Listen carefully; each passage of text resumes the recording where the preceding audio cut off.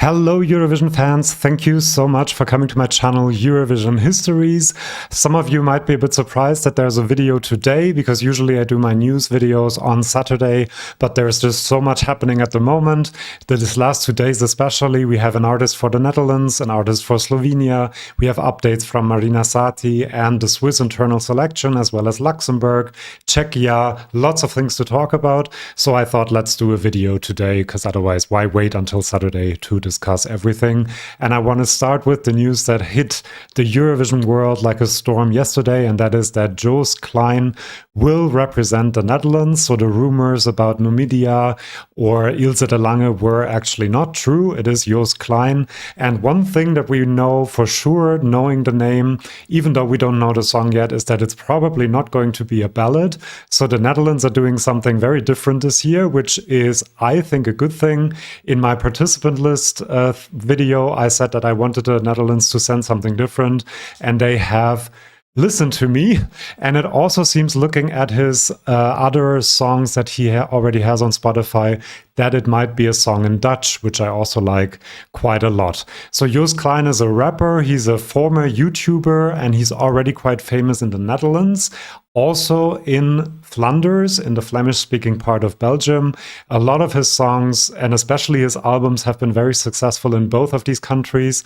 And then very recently this year, he had a #1 hit in Germany, in Austria, and a top 10 hit in Switzerland with a song in German called Friesejung, which is a cover of a song by German comedian Otto Waalkes, who is from East Frisia, so the German part of the Frisia region, and Joost Klein is from the Frisia region in the Netherlands, so West Frisia. So that's why this collaboration makes a lot of sense, and he seems to have a big public in Germany because the song is really successful. I even had heard of it, even though it's not really my cup of tea. And this identity as a Frisian is very important, I think, in a lot of his songs. I've seen a lot of videos with the Frisian flag, with some references to the region.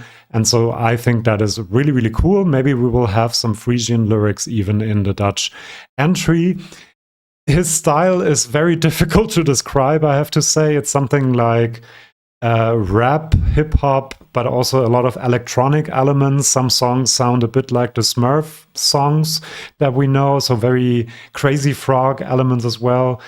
Indie, but then I heard from one of my subscribers from the Netherlands that the lyrics in some songs are really deep and really poetic, so that's something really interesting. He lost his parents really early in his life, and so there's sometimes a lot of melancholy in his songs, but there's also a lot of party. And the Dutch committee actually said that the song that will be revealed is a combination of party and nostalgia. That is really intriguing, and I'm really interested to see how that works out. He usually has songs that are either nostalgic, like Florida 2009, for example, and a bit slower and more on the ballad side, even though they also have electronic elements. And then he has the big party songs like Friesejung and other songs that are not melancholic at all. So I'm really excited to see what he comes up with and what the song is. He is a giant Eurovision fan, which is always a plus for me. That someone who really knows what the contest is about goes to Eurovision. This he posted on his Instagram, so you can, #1, see his very particular style of dressing, which has led some people to compare him to Kerje, and the music style as well. But also his love for Eurovision. It says 12 points for the Netherlands.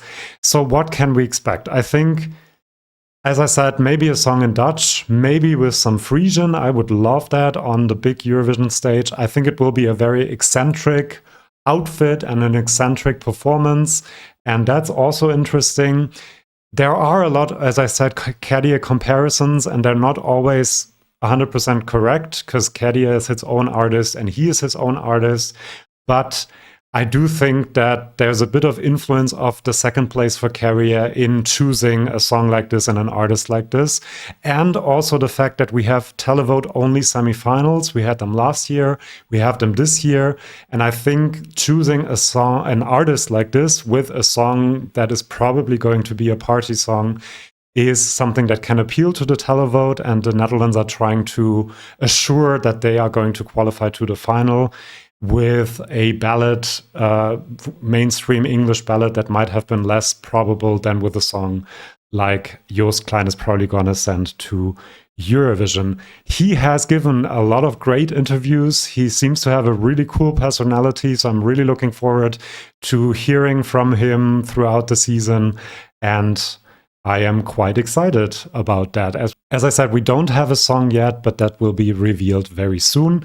I will tell you where in my Excitimeter of the revealed artist he is after talking about the second artist that was revealed today, and that is Raiven, who will represent Slovenia. I talked about this in my news video from Saturday. And for once, one of these rumors in the rumor mill section of my news videos was actually correct. Raiven is going to represent Slovenia. She came second in the national final in Slovenia in 2016, third in 2017, second in 2019.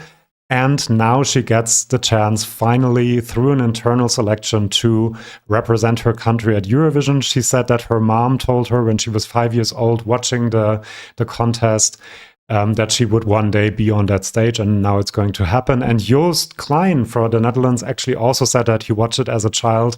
So very relatable Eurovision memories for these two. And I really like that they get to represent their countries. Raiven will perform a song in Slovene. It is called Veronica and will be released on the 20th of January. In the internal selection in Slovenia, they apparently had a Slovene jury that selected 5 songs, and she got a lot of votes then. And then an international jury looked at these 5 songs and chose the best one. And apparently she got half of all the points available. So apparently it's a very good song.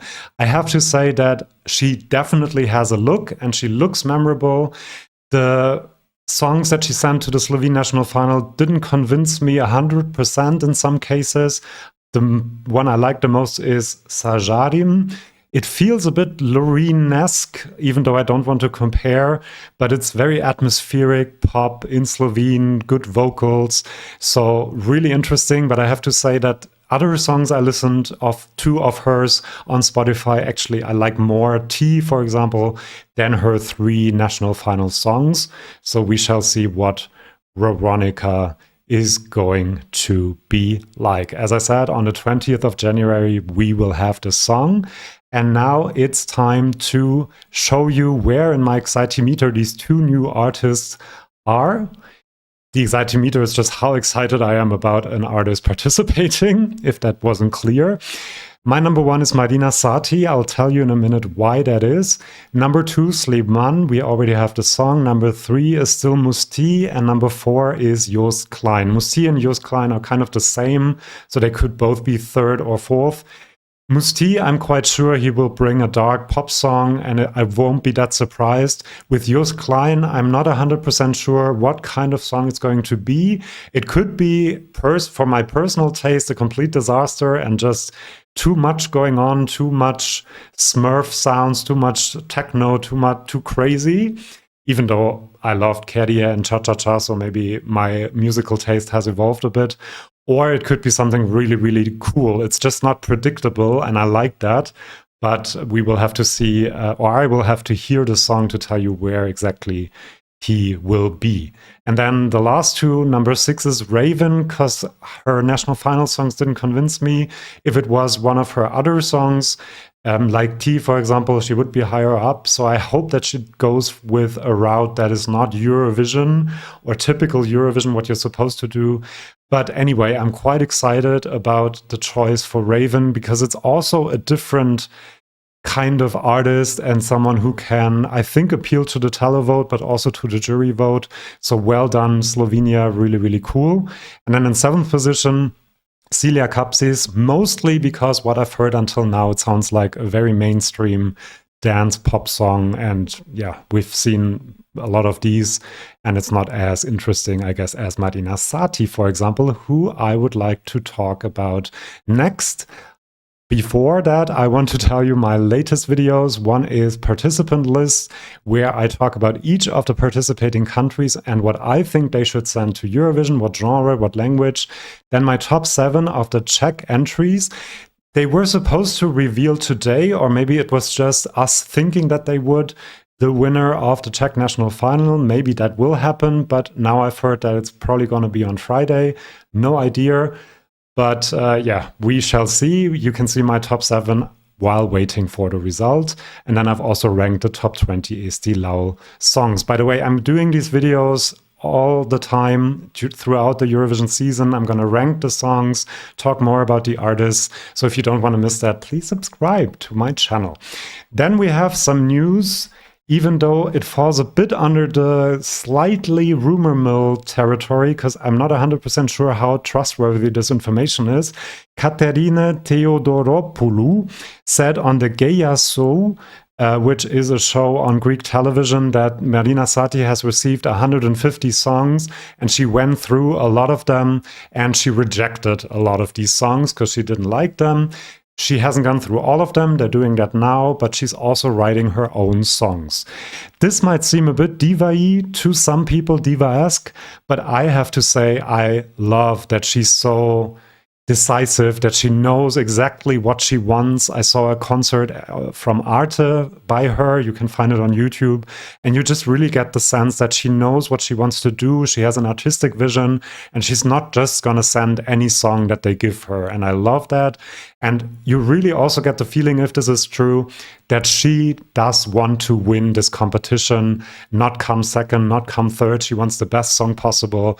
And if she goes with her own song, I think that would actually be great, to be honest, because then it's really her artistic vision and her artistic package. So I'm really, really happy about that.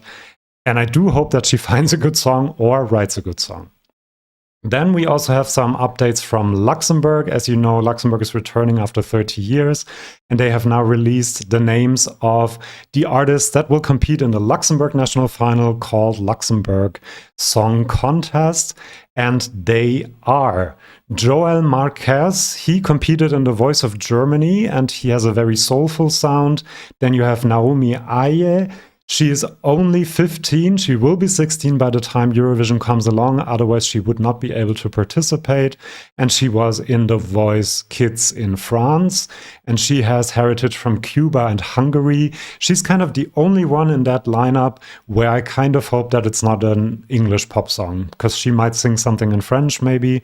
I would really like that, because the rest, I have to say, I'm a tiny little bit disappointed. They might fill the spot that the Netherlands has now opened up for the pop ballad from that region in Europe, because a lot of them sing in English and they sing pop songs. Edsun is next up. She's an R&B singer, or he, I'm not sure actually. Sorry, let us know in the comments. And he was Artist of the Year in 2018. Then Krik also participated in The Voice of Germany. One Last Time is the only band in the lineup, and they do alternative rock and pop. So that's the only one where I kind of feel like it's going to be quite different and maybe a rock song. Then Tali, she's a vocal coach from based in New York, from Luxembourg. Then we have Rafa, Ela, and Angie. They teamed up. They're up-and-coming Luxembourg artists. They're going to sing a duet. And then we have Child, who supported Mahmoud on his tour recently. So there's already a Eurovision connection, and maybe Mahmoud can give some tips, because obviously he has some experience with doing well in Eurovision. These are the Luxembourg artists. As I said, I could have been a bit more local, a bit more French, German, Luxembourgish songs, but maybe one of them will be in another language. We shall see.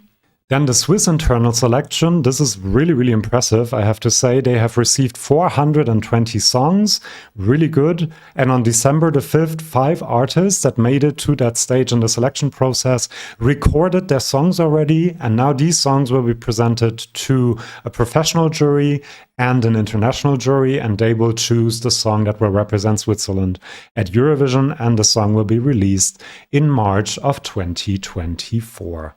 I hope it's not a boy singing a sad song. That would be fun. Send something different, maybe, Switzerland. And again, I think that they might think of the televote only semis and pick something else this time, because the ballads are kind of jury favorites, and it's a bit difficult to qualify, or more difficult to qualify in a televote only semi-final.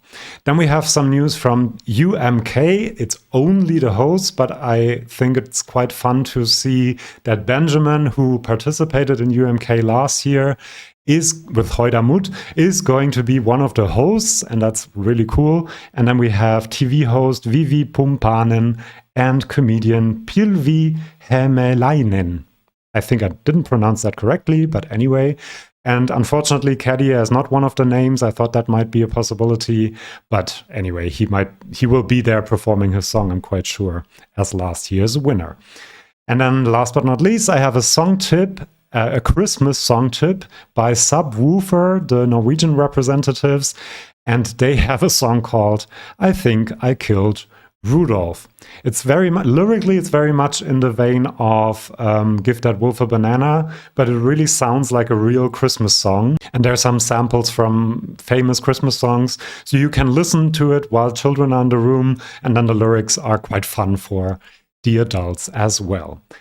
This is all the news I have for you today. Please come back soon to my channel. I'm going to rank the Benidorm songs. I'm going to rate the Czech entry.